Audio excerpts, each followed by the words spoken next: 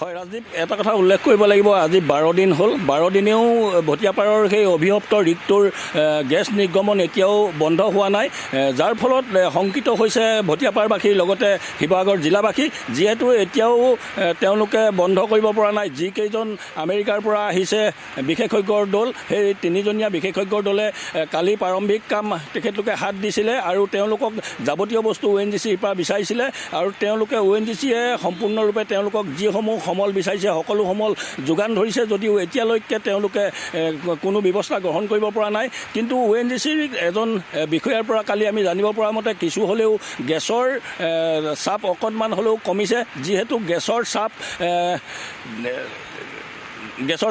ইয়াৰ পৰা কমা বিশেষ কাৰণটো হৈছে তেওঁলোকে 1 নম্বৰ GGSৰ কাষলৈ এই GGSলৈ ইয়াৰ পৰা গেছ পাইপৰ সহায়েৰে নিছে বুলি আমাক জানিবলৈ দিছে। অন্যহাতে সেই অঞ্চলত আৰু তেওঁলোকে নতুনকৈ এটা ৰিগ স্থাপন কৰিবলৈ চেষ্টা চলাই আছে আৰু তাত হয়তো 15-20 দিন লাগিব। সেই নতুনকৈ যিটো ৰিগ স্থাপন কৰিবলৈ লৈছে তাত 15-20 দিনৰ সময় লাগিব আৰু তালৈ তেওঁলোকে সংযোজন কৰিব ইয়াৰ পৰা গেছৰ পাইপ, আৰু কিমান সফল হয় সেয়া সময়হে ক'ব।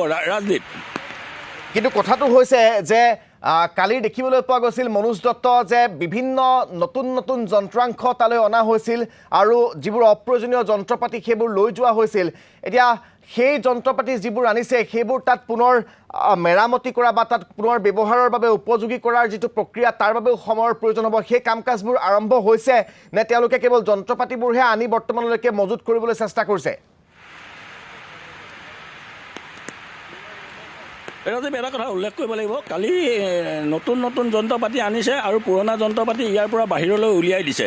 উলিয়াই দিয়াৰ পাছতে নতুন যিসমূহ যন্ত্ৰপাতি তালৈ নিছিলে তাত তেওঁলোকে লিফ্টৰ সহায়েৰে বহু ওপৰলৈকে গেছটোৰ তেওঁলোকে উঠি পৰ্যবেক্ষণ কৰিলে আৰু তাৰ ৰিগৰ চৌদিশটো যিহেতু গেছ য'ত নিৰ্গমন হৈছে তাৰ চৌদিশে তেওঁলোকে বেৰা দি ৰাখিছে আৰু এই মুহূৰ্তত তেওঁলোকৰ কাম পূৰ্ণগতিত চলিছে। পুৱাৰে পৰা আজি তেওঁলোক আহি পুনৰ কামত হাত দিছে আৰু কালি বিয়লি 5 বজাৰ লগে লগে তেওঁলোকে কাম বন্ধ কৰি তেওঁলোক নাজিৰালৈ গুচি যায়। আৰু দেখিবলৈ পোৱা গৈছে যিসমূহ ইয়াৰ অলাগতিয়াল যন্ত্ৰ বা যিসমূহ ইয়াত পৰি থকা পাইপ, সেই সকলো যন্ত্ৰপাতি ইয়াৰ পৰা উলিয়াই দিলে আৰু জেগা তাত সম্পূৰ্ণৰূপে এটা বৃহৎ অঞ্চল চাফা কৰি তেওঁলোকে তাত ফিল্ড নিৰ্মাণ কৰিলে আৰু য'ত এতিয়া দেখিবলৈ পোৱা গৈছে 3টাকৈ ৰাস্তাও নিৰ্মাণ কৰিলে তাত। আৰু এতিয়া কেনেধৰণে কি ব্যৱস্থাৰে তেওঁলোকে এই ৰাস্তা বা ফিল্ড নিৰ্মাণ কৰিছে তাত কি কৰিব এতিয়াও আমাক জানিবলৈ দিয়া নাই, যিহেতু চোকা পহৰা ইয়াত ৰাখি থৈছে। মোৰ সহযোগীক মই অনুৰোধ দেখুৱাইছোঁ, এনেধৰণেই তেওঁলোকে আৰক্ষী প্ৰশাসনক ইয়াত নিয়োগ কৰি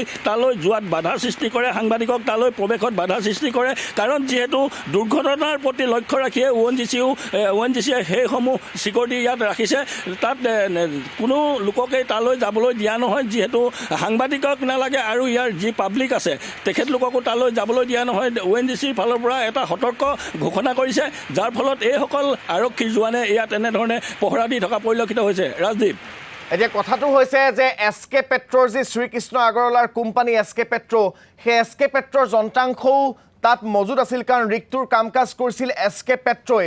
সেই যন্ত্ৰাংশবোৰ ৰিগটোৰ ঘটনা সংঘটিত হোৱাৰ পিছত ৰিগটোৰ চৌপাশেই পৰি ৰৈছিল বা আছিল, কিন্তু এতিয়া যিহেতু ONGCয়ে যন্ত্ৰাংশবোৰ নিজৰ লৈ যোৱাৰ ব্যৱস্থা কৰিছে, গতিকে তাৰ সুযোগতে SK পেট্ৰও এই যন্ত্ৰাংশবোৰ লৈ যোৱাৰ সম্ভাৱনা আছে নেকি? কাৰণ যন্ত্ৰাংশবোৰ লৈ যাব পাৰিলেই তেওঁলোকে বাচিব পাৰিব, কাৰণ ভটিয়াপাৰবাসীৰ ওচৰলৈ তেওঁলোক যে নাহে সেই কথা ধুৰুপ।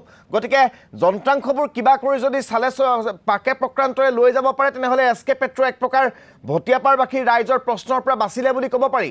গতিকে সেয়াও সম্ভাৱনা আছে নেকি?